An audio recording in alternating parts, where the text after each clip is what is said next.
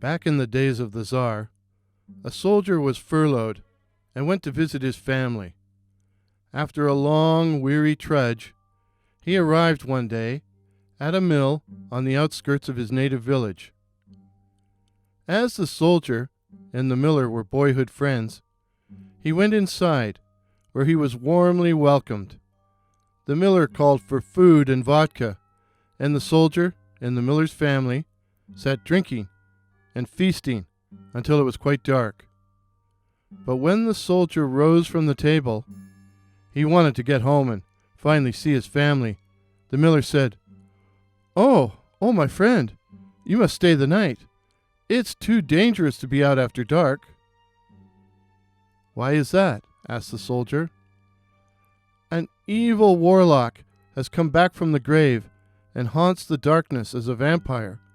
He roams the village by night and preys on the living, and we are powerless to stop him." "I am used to confronting danger," the soldier said. "What is a living corpse compared to the hell of Sevastopol? Besides, I have come a long way to see my family, and nothing will stop me from doing so." And with that, he gathered up his knapsack and went out into the night. The soldier's path led him past the lonely graveyard, and as he strode through the shadows, a tall, cadaverous figure, clad in a moldy and rotting funeral shroud, fell into step beside him. "Aren't you afraid of me?" the figure said in a harsh, croaking voice. "I am a soldier of the Tsar, and know not fear." "A boon companion," croaked the cadaverous figure, who was obviously the warlock. "Come with me, friend. There is to be a wedding in the village tonight, with piles of food and gallons of vodka to drink." Intrigued, and wanting to see what the warlock was up to, the soldier agreed. And so the strange pair attended the wedding feast, where they were reluctantly made welcome. Reluctantly, for while the bride's parents would have gladly welcomed the soldier, they were afraid to spurn the warlock, lest they antagonize him and cause him to take vengeance. But the warlock proceeded to get as drunk as a pig.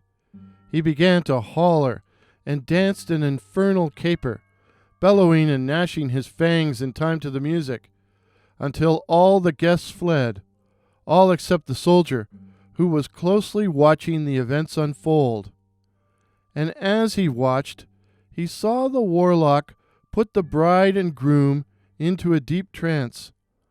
The warlock then took an awl and made a small cut to the hands of both the young people, drawing off a small quantity of blood, which he tapped into 2 vials. The warlock then said to the soldier, "The party seems to have broken up. Let us take our leave." The soldier followed him, but liberated a small bottle of vodka on his way out the door. As the strange pair made their way back towards the graveyard, the soldier asked, "Why did you draw blood from both the bride and groom?" "Who wants to know?" the warlock answered harshly. "I do," the soldier said simply. "Their blood is what will keep me alive. The blood of the bride is in the vial in my left pocket, the blood of the groom in the vial in my right. I will drink both before dawn, and then they will be dead." "And I suppose there's no way to bring them back to life," the soldier said dubiously. "They could be brought back to life if someone was to pour the blood back into their wounds, but that isn't going to happen." "I suppose not," the soldier said with a shrug. "After all, how could anyone possibly defeat you?" "It could be done.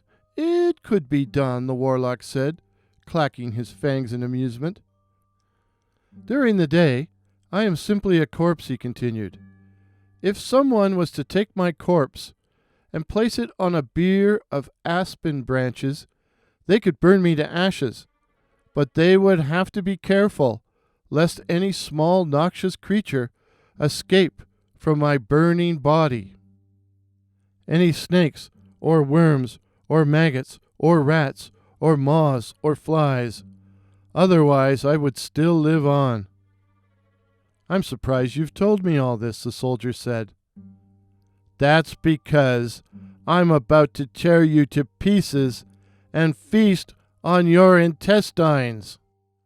"Wait," the soldier commanded, raising his hand. The warlock smirked, waiting for him to beg and grovel. But instead, the soldier produced the small bottle of vodka he had taken from the wedding and said, "Let's have a last drink first." The soldier held out the bottle, and the warlock grabbed it, and tipping it to his thin, cracked lips, swallowed the entire contents in one big gulp. He then turned his beady red eyes towards the soldier, attempted to focus on him, and slurred, and now, you die!" But before the warlock could grab him, the soldier darted behind a nearby tombstone. Roaring with anger, the warlock gave chase, and immediately tripped over a broken headstone, falling flat on his face on the cold, wet earth. The soldier had realized the warlock was drunk, and had produced the final bottle to render him completely intoxicated. What followed was a slapstick cat-and-mouse chase.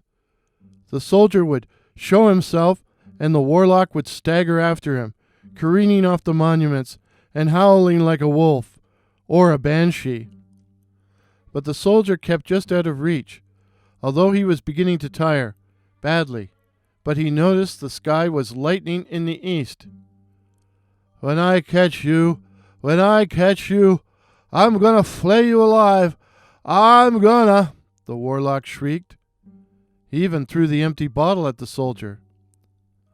From somewhere, a rooster crowed, signifying the arrival of dawn, and the warlock fell to the ground, a corpse.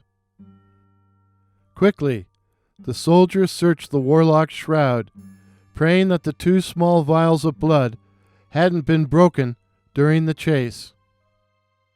He found them unharmed. Walking quickly, the soldier returned to the house where the wedding party had been taking place, now a house of mourning. "What would you give me if I brought the young people back to life?" the soldier asked the parents of both the bride and the groom, and both pledged to give him half of their worldly wealth. So slowly and methodically, the soldier poured blood into the wounds to the bride and groom's hands, making sure to take the blood from the correct vials, and within minutes, the young people awoke and looked around in bewilderment. Mourning was replaced by celebration, or would have been, but for the soldier, who barked in his parade ground voice, "Good people, do you want to be rid of this vampire once and for all?" They answered in a rousing affirmative. The soldier led an army of villagers, armed with axes, spades, and rakes, out to the graveyard. Some he put to work cutting aspen staves, others in carrying the corpse and placing it atop the bier. A fire was kindled, and soon the warlock's corpse was engulfed in flames. And then, the warlock's familiars attempted to escape the fire. Worms and maggots and centipedes, hairy, fleshy spiders, poisonous snakes and venomous hop-toads, rabid bats and hordes of corpse flies, which the villagers killed by slashing them, crushing them, stomping on them, knocking them out of the air, till nothing was left but a mound of greasy yellow ash, which the soldier threw into a nearby tarn. They thought they had totally destroyed the warlock, but they hadn't, for one single, solitary mosquito managed to get away, and since then it has propagated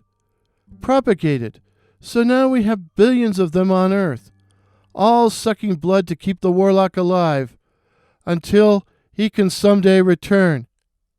Ow! Ow! Ow! Ow! Little sucker!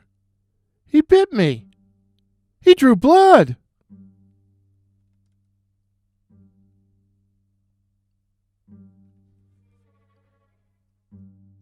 If this is your first visit to my channel, my name is Warren, and I write and tell original ghost stories and original horror stories featuring cryptids such as the Night Floaters, werewolves, and black-eyed children. I hope you will consider subscribing. Till midnight. Cheers.